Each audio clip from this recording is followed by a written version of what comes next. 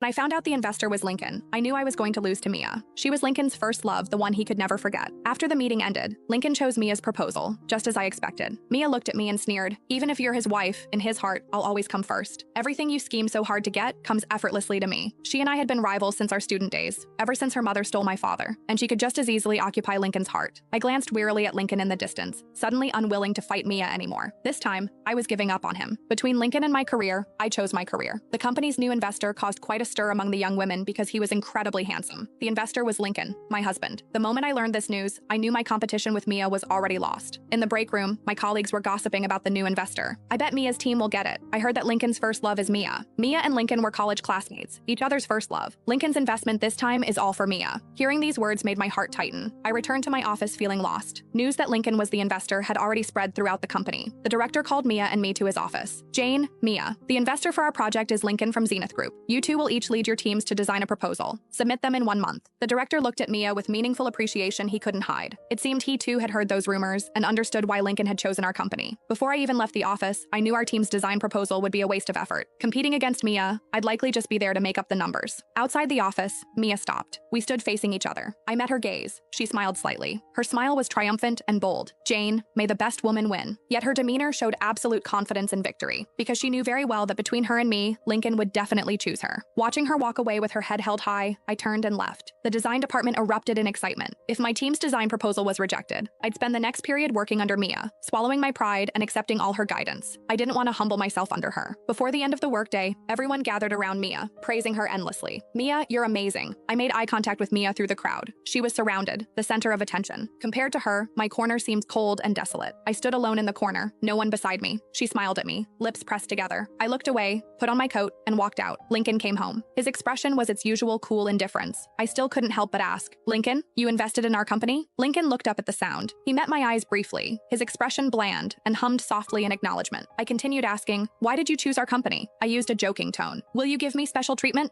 Lincoln's brow furrowed slightly, his expression serious. There wasn't a trace of amusement in his eyes. After a moment's thought, he said, "This was a decision by the company's senior management. The proposal isn't my decision alone." The implication was that even being his wife didn't matter. I didn't ask any more questions. He was always this cold and distant, following his own rules and logic, never willing to make exceptions for me. And I always humiliated myself hoping to become his exception. Lincoln turned and left, entering his study. The study door wasn't completely closed. I could hear him talking on the phone. The voice on the other end was Mia's. Lincoln occasionally laughed softly in response to Mia. After hanging up, he pushed open the study door. He walked to the entryway and grabbed his coat from the rack, putting on his overcoat and changing into dress shoes. He straightened up and said to me, "I have a business dinner tonight. I'm going out."